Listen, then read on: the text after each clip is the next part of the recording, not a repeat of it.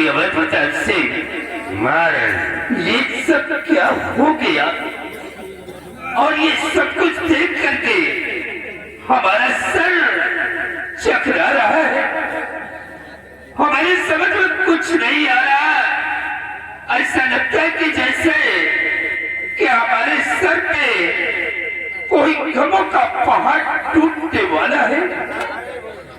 यह नीरज सिंह की बेटे की लाश को ले जा करके इसे गंगा मां की गोद में सौंप देना और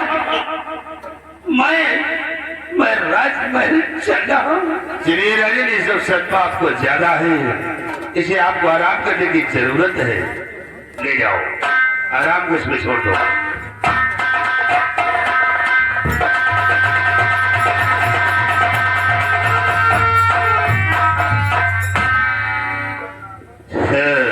शिवाय, मैं इस लाश को गंगा मां में दफन नहीं करवाऊंगा। सिवाय अगर से मैं इस लाश को गंगा मां में दफन करवाता हूँ तो गंगा मां का पानी दूषित हो जाएगा। रोजाना कम से कम 365 लाशें गंगा मां की गोद में दफनाई जाती हैं और गंगा मां का पानी दूषित नहीं होता। एक लाश दफनाने से गंगा मां का पानी दूषित हो जाएगा। सिपाही, हाँ, वो लाशें हमारे दुश्मन की औलाद की नहीं, और ये लाश हमारे दुश्मन के औलाद की है। आज मैं इसे गंगा मां में दफन करवाता हूँ तो गंगा मां का पानी दूषित हो जाएगा। ले जाओ उसे किसी गंदे नाले में फेंक दो ताकि इसकी लाश को चील और कभी नोच कर फेंक कर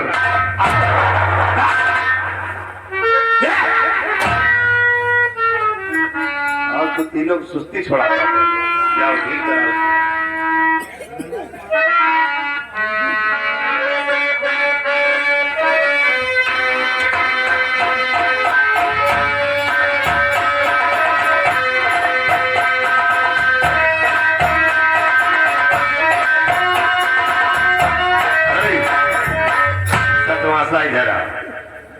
क्यों रे हरामखोर, जब मैंने नीरज सिंह को 5 मिनट का वक्त दिया था तो तूने महाराज से कहकर 1 घंटे का वक्त दिया। 1 घंटे का दिया। हराम जादे सदवा से हमारे हुक्म की नाफरमानी, और जो हमारे हुक्म की नाफरमानी करता है मैं उस कमबख्त को रहने के लिए कोई ठिकाना नहीं देता हूँ।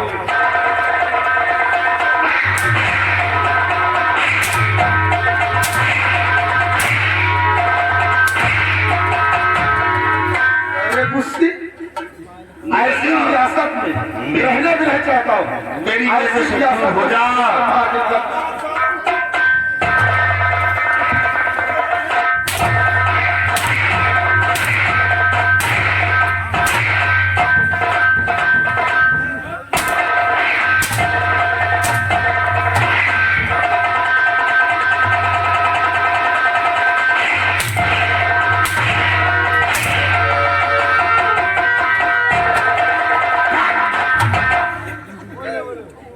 देख लिया, अब प्रताप सिंह के हुक्म की नाफरमानी करने का अंजाम याद रखो। और हमारे हुक्म का पालन करोगे तब तो रहने के लिए ठिकाना दूंगा, अन्यथा जहां उस सतवासे को फेंक दिया तब को भी काट कर फेंक दूंगा।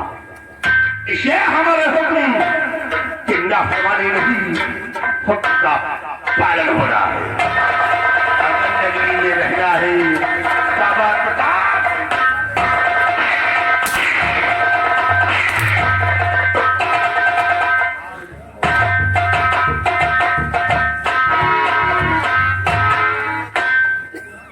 अरे सुभाई प्रताप सिंह, पहले ज्यादा न तपो, साथ ज्यादा जलत ही तो बुझा तो बहुत जल्दी है। तुम्हारे पाप का घड़ा बिल्कुल भरा ही वाला है, और कहा जो पाप घड़ा भर जाए तो फुट तो बहुत जल्दी है। पहले हमारे भाई ने जरा सी आवाज क्या उठाया, उसको मारकर रियासत से बाहर निकाल दिया। हम हो कहीं साले हमें कपाल न करे तुम्हारो वही हाल है। ठीक है, हमारे भाग को निकाल दियो तो हम मौके पर मौजूद है ये हैं, मौके का इंतजार करते हैं। इन्होंने कहा कि लाश को ले जाकर के गंदे नाले में फेंक दो। गंदे नाले में लाश को फेंकूंगा, लेकिन ये लाश नहीं साले तुम्हारी लाश का ले जा, तुम्हारे मरने का इंतजार करते जिस वक्त मरोगे ले जाकर उन्होंने बम्बी में लिया दिया। मैं साले पर बाजार करियो तुमका पीछो कौआ न भूखी है और न मरियो मौका मिला कौन से घुट्टी दाब से हम छोले मार दो। वक्त का इंतजार है। सबसे पहले हम सेनापत के बेटे कमलेश की लाश को ले जाकर के में सौंपूंगा, फिर उसके बाद आगे देखो होता क्या है।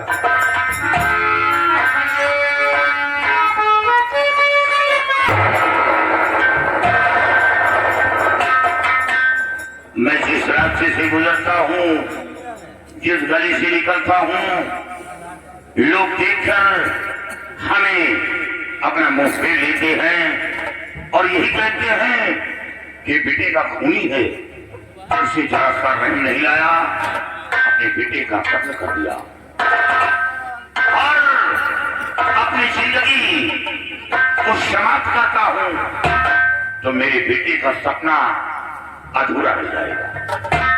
हमें जीना होगा और जीकर दिखा देना होगा कि मेरा बेटा खूनी था या निर्दोष था। नेक रास्ते चलकर देख लिया, क्या था बेटे का खून, बेटे के खून के सिवा कुछ नहीं था। और अब गलत रास्ते चलकर देखूंगा क्या मिलता है। सुना था, आज हकीकत है। इंसान जब सच्चाई के रास्ते पर चलता है तो लोग उसके रास्ते में कांटे बिखेर देते हैं, उसका चलना मुहाल कर देते हैं, उसका जीना हराम कर देते हैं। और मैंने ये भी सुना है, यही इंसान जब गलत रास्ते की तरफ बढ़ता है तो रास्ते के कांटे गले का हार बन जाते हैं। लोग नाम से खौफ खाते हैं, लोग उसका रास्ता छोड़ देते हैं। मैंने ये भी सुना है, ये इंसान जब मजबूर हो जाता है तो बिगड़ की रात थाम लेता है, डाकू की शरण में चला जाता है। डाकू कोई मां के पेट से जन्म नहीं लेता, डाकू कोई मां के पेट से जन्म नहीं लेता, बल्कि उसे डाकू बनाया जाता है। जब इंसान मजबूर हो जाता है, उसके जीने का मकसद खत्म हो जाता है तो कानून को पीछे छोड़ देता है और जंगल की राह थाम लेता है और उसका अधूरा कार्य पूर्ण हो जाता है, वो अपने मकसद में कामयाब हो जाता है। चलो किसी बिगड़ की तरफ और डाकू की तलाश करो, उन्हीं के सर में रहकर अपने बेटे के कातिल को इस दुनिया से मिटा सकते। भगवान तो देख रहा है, सब कुछ देख रहा है, तुझसे कुछ नहीं छुपा और अब तुझे इंसाफ करना होगा और इंसाफ ना किया तो मैं तुझे भगवान नहीं मानूंगा, मैं तुझे पत्थर मानूंगा। मुझे शक्ति दे, शक्ति दी, इन पापियों को इस धरती से मिटा सकूं और अपने बेटे को निर्दोष साबित। और ये महाराज जो दूसरे के इशारे पर चल रहा है, तुझे इंसाफ करना होगा। ये महाराज जैसा मेरे साथ इंसाफ किया है वैसा इसके साथ इंसाफ होना चाहिए।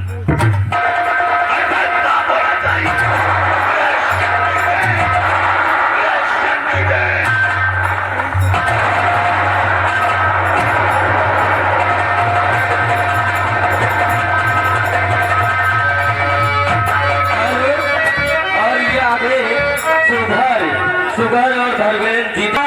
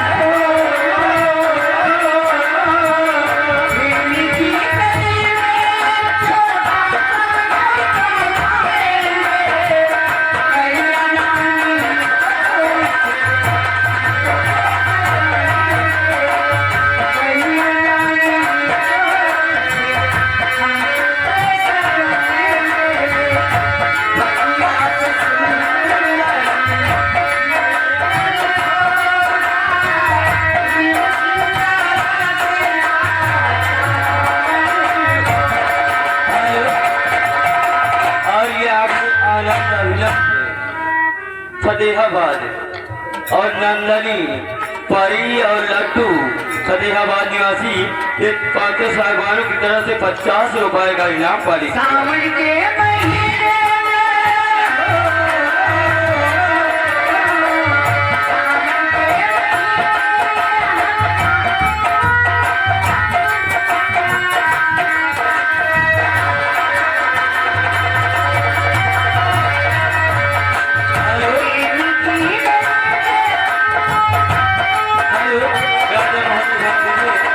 ग्राम मोहन यही ग्राम सभा निवासी 101 रुपए को उधार खा ले सके।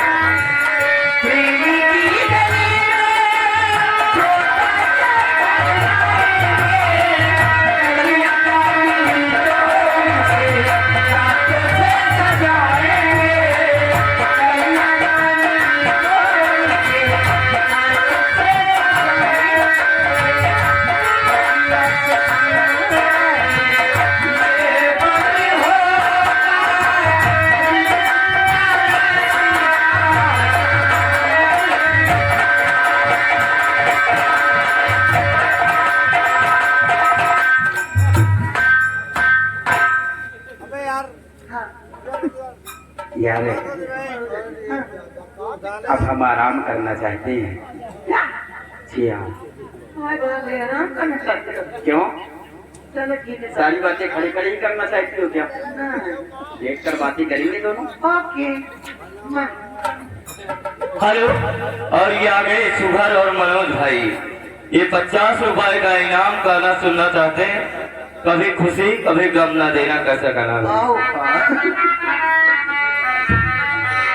कि मुझे प्यार की जिंदगी देने वाले, मुझे प्यार की जिंदगी देने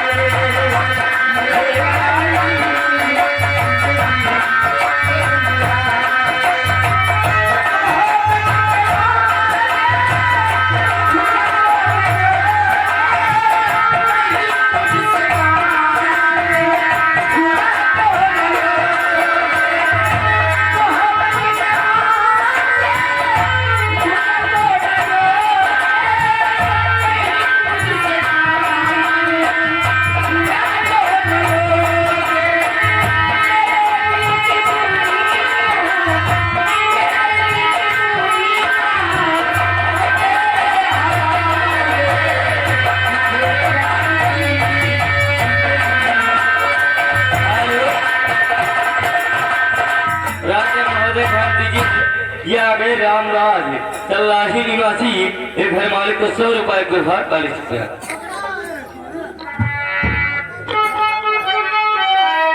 हेलो, और ये आ गए जिस बच्चे का मुंडन था उनके मामा और मामी।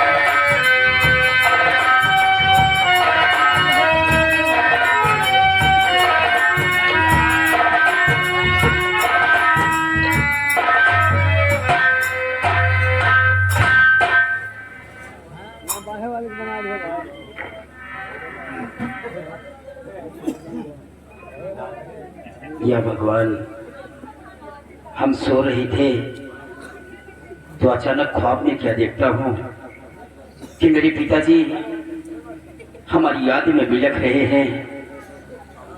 ऐसे लगता है कि अपने हिंदुस्तान पहुंचकर अपने पिताजी को अपनी नजरों से देखूं। सबसे पहले मैं इन्हें जगाता हूँ और इनसे बातें करता हूँ।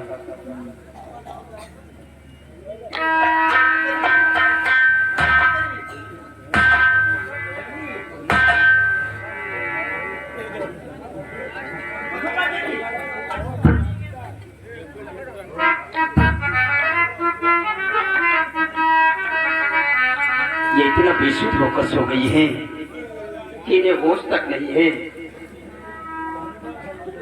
और सो रही कदर कि नींद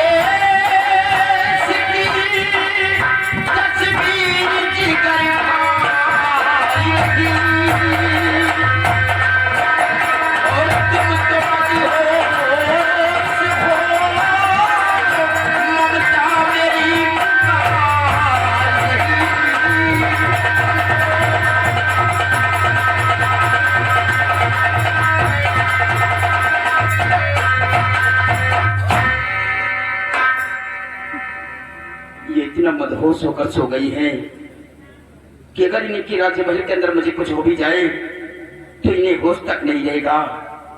हम इन्हें किस तरह से जगाए?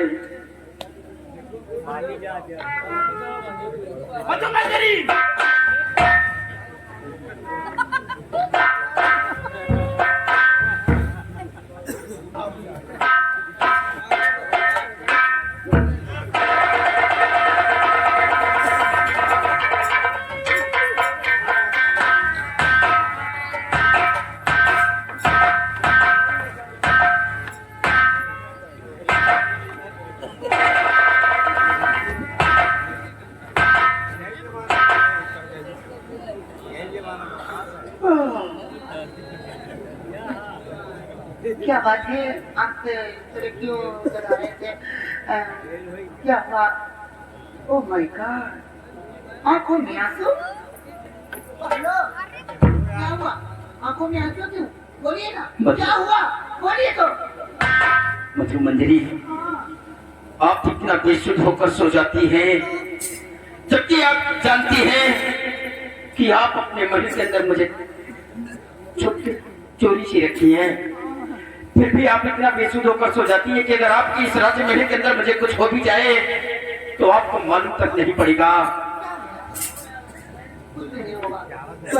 तो किस लिए बोल रहे हो? मधु मंजरी, आज मैं जब सो रहा था तो ख्वाब में मैं क्या देखता हूँ कि मेरे पिताजी हमारे लिए बिलख रहे हैं, मेरे लिए तड़प रहे हैं। ऐसे लगता है कि अपने हिंदुस्तान पहुंचकर अपने पिताजी को अपनी नजरों से देखूं, लेकिन मैं तुम्हें अकेला छोड़कर जाना भी नहीं चाहता हूँ। हमारे कुछ समझ में नहीं आ रहा कि हम क्या करें और क्या ना करें। आप परेशान मत होइए, आप कुछ भी नहीं करिए, हम जो नहीं करेंगे, ठीक है? आप परेशान मत होइएगा, आंसू रोक लीजिए, आंसू रोक लीजिए। मजाक मजाक में मार भी देती है, यहाँ तो हमारे क्यों प्यार नहीं कर सकते हम? नहीं कर सकती हो।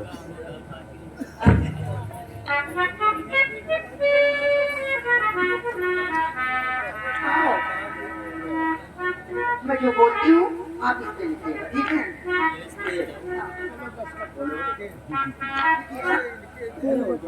पूछ पिताजी सदर नाम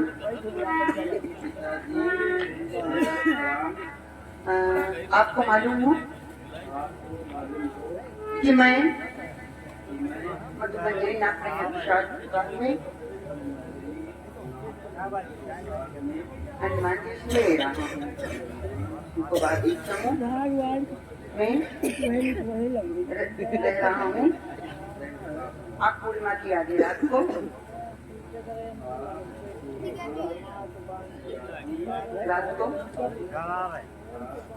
अपना डिमांड भेजकर मुझे वो मधुमंजरी को साथ में दिवाले चले आगे अपना नाम ओके तो वहाँ पर देख लिया क्या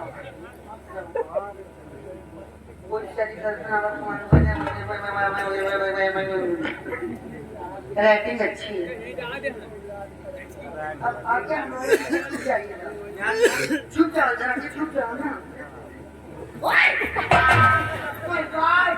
ये क्या कर रहे हो? मैंने छुपने के बाद पीछे छुप जाओ, ऐसे खड़े हो जाओ। खड़े हो जाओ। हाँ तो अच्छा ही है। अरे तुम्हारा भी सर कटेगा, मैं तो कटूंगी ऐसे छुपते ऐसे सीधे। अरे बाबा हाँ ये ठीक है। आगे हाथ मत लाओ, हमारे घर को नहीं पता। मैं बताने जा रही हूँ। सिपाही,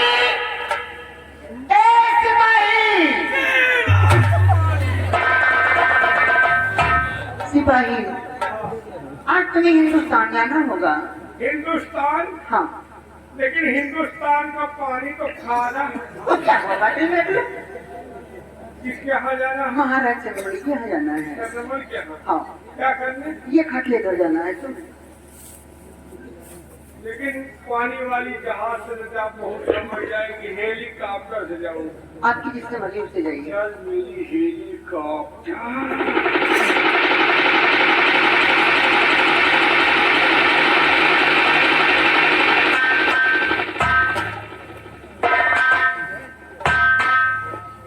चाट के तो पूरा शहर लगा है क्या? कितना चाट लगा? अब ये खत आपके पिताजी तक पहुंचेगा तो आपके पिताजी आपको लेकर नहीं तो आपसे आ जाएंगे। जी हाँ। अब आपको चिंता करने की कोई बात नहीं। अगर ये खत हमारे पिताजी तक पहुंचेगा तो हमारे पिताजी मुझे लेने के लिए अवश्य आएंगे। हाँ